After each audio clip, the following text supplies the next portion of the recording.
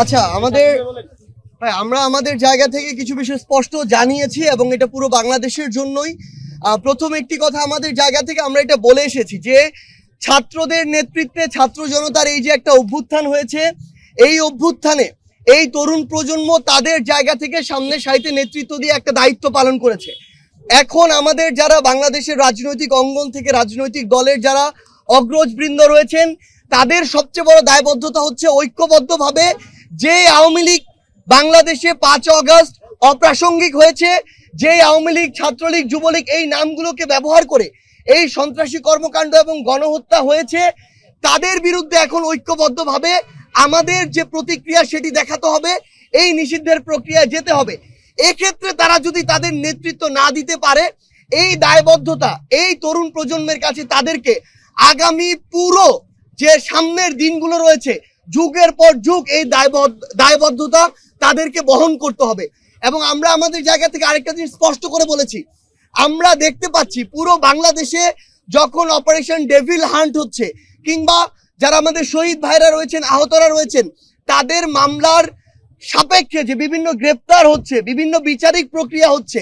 এই জায়গায় বিভিন্ন রেফারেন্সে যেখানে বাংলাদেশের বর্তমানের ফ্যাসিস্ট বিরোধী আন্দোলনে ছিল কিন্তু বিভিন্ন রাজনৈতিক দলের যারা পোস্টেড তারা বিভিন্নভাবে প্রত্যক্ষ ও পরোক্ষভাবে রেফারেন্স করছে। এই রেফারেন্সের মাধ্যমে বিভিন্ন বিচারকও হয় তারা ফ্যাসিস্টের দোষর ছিল কিংবা বর্তমানে বিভিন্নভাবে প্রভাবিত হচ্ছে হয়ে রায় দিয়ে এই বিভিন্ন সন্ত্রাসী যারা হামলার সাথে জড়িত ছিল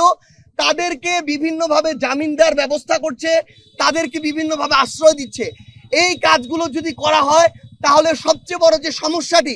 এই যে বিচারিক প্রক্রিয়া এটা বাধাগ্রস্ত হচ্ছে এবং এই মানুষগুলো খুব দ্রুত সময়ের মধ্যে পুনর্বাসিত হয়ে আজকে যারা ফ্যাসিস্ট বিরোধী আন্দোলন করেছে আজকে ওই রুমে যারা একসাথে বসেছে তাদের উপরে আবার হামলা করবে, হয় তাদেরকে অথবা তাদের যারা নেতাকর্মী। আমাদের বাংলাদেশে একটা ট্রেডিশন হচ্ছে নেতারা খুনি হাসিনার মতো খুব দ্রুত সেফ এক্সিটটা পেয়ে যায়, কিন্তু এই যে বাংলাদেশে এই অভ্যুত্থানে রাজপথে এমন যারা আন্দোলনে ছিল আপনারা সহ এই ছাত্র জনতা তাদেরকে কিন্তু ওই খুনি হাসিনা এবং তার দোসররা ছাড়বে না। সেই জায়গায় আমরা প্রত্যক্ষ এবং পরোক্ষ